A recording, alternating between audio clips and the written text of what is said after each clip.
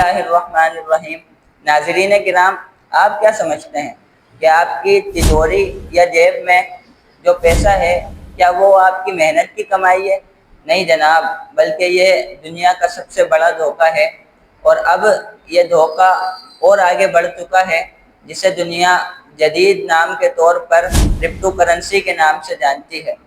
یقیناً آپ حیران ہو رہے ہوں گے، آپ کو حیران ہونا بھی چاہیے، لیکن حقیقت جاننے کے بعد آئیے جانتے ہیں کہ یہ سب کچھ آخر چل کیا رہا ہے۔ جناب، جب سے دنیا معرض وجود میں آئی، جب سے لے کر 1931 عیسوی تک پوری دنیا میں جو کرنسیاں متعارف رہی وہ دو کرنسیاں تھیں، وہ گولڈن اینڈ سلور کوائنسز، یعنی سونے اور چاندی کے جو سکے ہوتے ہیں یا ان کے تابع جو سکے ہوتے ہیں جیسے تانبے اور لوہے کے سکے، یہ سکے متعارف رہے 1931 عیسوی تک۔ اور اس کا سب سے بڑا فائدہ یہ تھا کہ یہ پیسہ اپنی ذات میں قیمت رکھتا تھا۔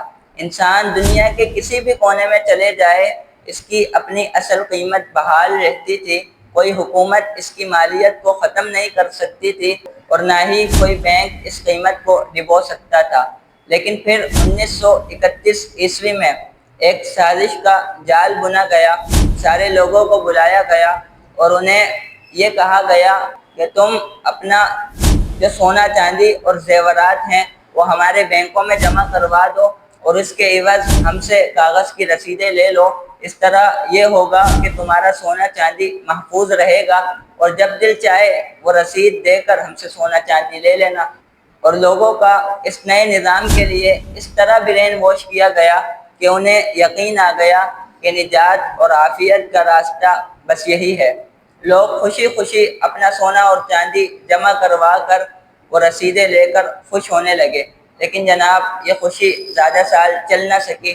ٹھیک 38 سال بعد 1971 عیسوی میں امریکہ کے صدر رچرڈ نکسن نے برملا یہ اعلان کر دیا، یہ جو تمہارے کاغذ کے نوٹ ہیں ان کے پیچھے کوئی سونا نہیں، اب یہی تمہارے اصل مال اور اصل قیمت ہے۔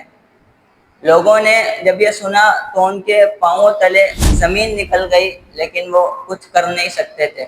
جناب، ظلم و ستم کی داستان یہاں ختم نہیں ہوئی، بلکہ آہستہ آہستہ دنیا کو پلاسٹک کارڈز، جسے آج ہم ڈیبٹ کارڈز کہتے ہیں، اس کا عادی بنایا گیا، اور پھر دیکھتے ہی دیکھتے آج ہم اس زمانے میں موجود ہیں جہاں پر سینٹرل ڈیجیٹل کرنسیز متعارف کروائی جا رہی ہیں، جیسے کہ کرپٹو کرنسی اور بٹ کوائنس۔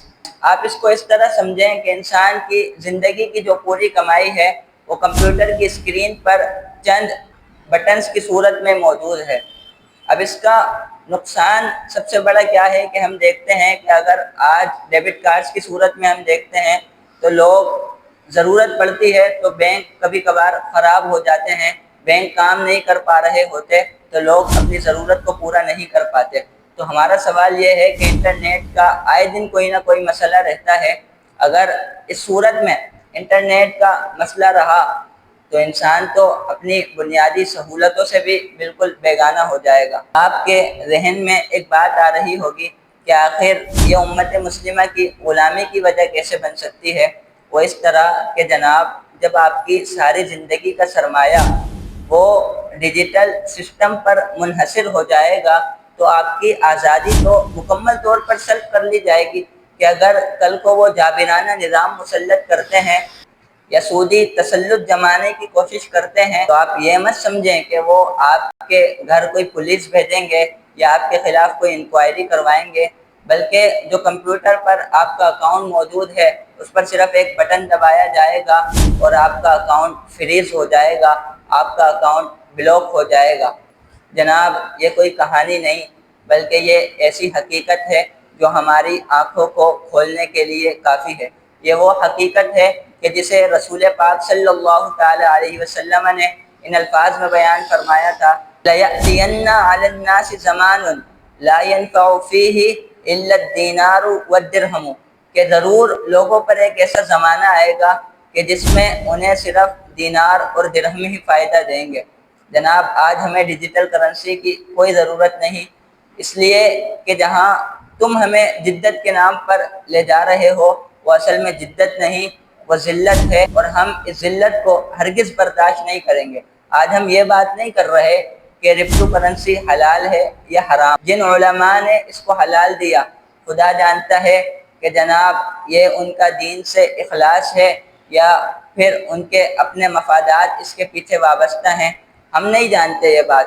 لیکن ہم اتنا جانتے ہیں کہ جب امت میں علماء کا اختلاف ہو جائے اور رسول پاک صلی اللہ تعالی علیہ وسلم نے یہاں پر ہماری رہنمائی فرمائی کہ بے شک حلال چیز بھی واضح ہے اور حرام چیز بھی واضح ہے، اور ان کے درمیان کچھ مشتبہات ہیں، بس جو مشتبہات سے بچ گیا اس کا دین بھی بچ گیا، اس کی جان بھی بچ گئی، اس کا مال بھی بچ گیا۔ اور آج کرپٹو کرنسی وہ مختلف فی مسئلہ ہے، وہ متشابہ مسئلہ ہے، تو آج جو اس سے بچ جائے گا وہ اپنے دین بھی بچا لے گا، وہ اس کے ایمان کی بھی عافیت ہو جائے گی اور وہ اپنا مال بھی بچا لے گا۔ تو جناب والا کرپٹو کرنسی سے بچنا ہی اس دور کی عافیت ہے۔ جناب ہم ساری چیزوں کو مد نظر رکھتے ہوئے اس بات پر پہنچے ہیں کہ کرپٹو کرنسی اور اس جیسی مختلف کرنسیز وہ مسلمانوں کی غلامی کی علامت تو بن سکتی ہیں، یہ ہماری آزادی بالکل بھی نہیں ہو سکتی۔ اللہ تبارک و تعالی ہمیں عمل کرنے کی توفیق عطا فرمائے۔ وآخر دعوانا الحمدللہ۔